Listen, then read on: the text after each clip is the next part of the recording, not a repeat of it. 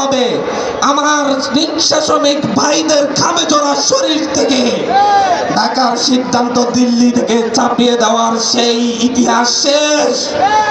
এই দেশে আপনারা মনে রাখবেন, ফ্যাসিস্ট হাসিনা আর এই দেশে নেই, দিল্লির গোলাম বাংলাদেশে নেই। সকল গোলামদেরকে এই দেশ থেকে বিতাড়িত করা হয়েছে।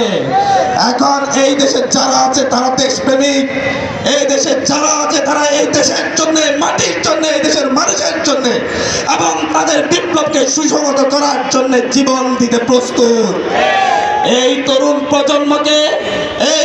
প্রজন্মকে আপনারা যদি সেই 2014-18 তরুণ প্রজন্ম ভেবে থাকেন তাহলে আমি বলবো ভুল করছেন। 24-এর তরুণ প্রজন্ম ভয় পায় না। 24-এর তরুণ প্রজন্ম ফ্যাসিস্টের জন্য আতঙ্ক। এই তরুণ প্রজন্মের লড়াই আমরা সারা দেশে দেখছি।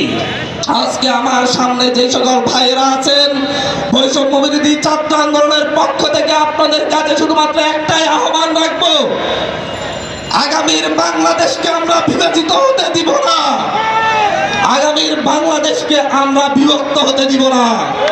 আগামীর বাংলাদেশে আমরা ছাত্র দল বলেন, ছাত্র শিবির বলেন, ছাত্র ইউনিয়ন বলেন, ছাত্র ফেডারেশন বলেন, ছাত্র ফ্রন্ট বলেন, ডান বাম মধ্যমপন্থী সকলে এক টেবিলে বসে যেন আলাপ আলোচনার মাধ্যমে এই দেশের সকল সিদ্ধান্ত নিতে পারে, সেই ধরনের একটি বাংলাদেশ আমরা প্রতিষ্ঠা করব।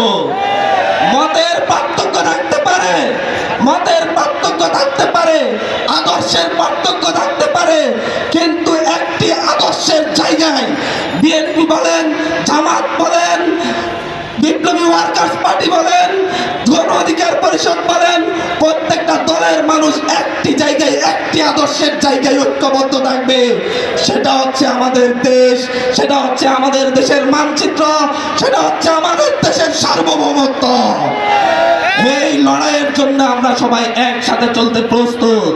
আমরা সকলকে একসাথে নিয়ে আমরা ফ্যাসিবাদী যে শাসন ব্যবস্থা কায়েম করেছিল ফ্যাসিস্ট হাসিনা, সেই শাসন ব্যবস্থাকে ভেঙে চুরমার করে দিব। সকলকে একসাথে নিয়ে, একসাথে লড়ে, সকলকে নিয়ে আমরা ফ্যাসিবাদী মুজিববাদী সেই সংবিধানকে ছুঁড়ে ফেলে দিয়ে নতুন সংবিধান রচনা করে জানবো। আমাদের মধ্যে হয়তোবা এখন কিছুটা মতভেদ থাকতে পারে, কিন্তু আমরা এক জায়গায় এক আছি।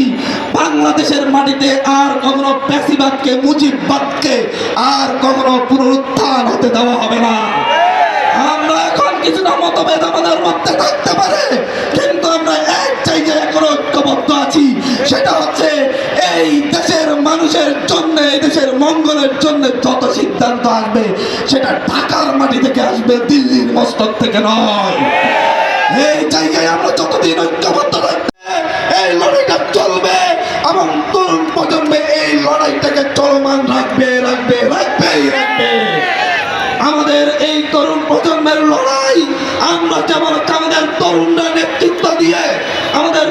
নেতৃত্ব দিয়ে যেমন ফ্যাসিস্ট হাসিনার পতন ঘটিয়েছে, আমাদের এই তরুণ ছাত্র ভাইয়েরা, যুবক ভাইয়েরা যেভাবে সামনে থেকে নেতৃত্ব দিয়ে গণভবনকে ফ্যাসিস্ট মুক্ত করেছে, আমাদের এই তরুণ ভাইয়েরা বোনেরা যেমন সবাই একসাথে রাজপথে লড়াই করে সংসদ ভবনকে যেভাবে ফ্যাসিবাদ মুক্ত করেছে, মুজিববাদ মুক্ত করেছে, ঠিক একইভাবে আগামী বাংলাদেশকে শান্তিপ্রিয়, সাম্য ও মানবিক মর্যাদার বাংলাদেশ গঠনের ক্ষেত্রে এই তরুণ প্রজন্মই নেতৃত্ব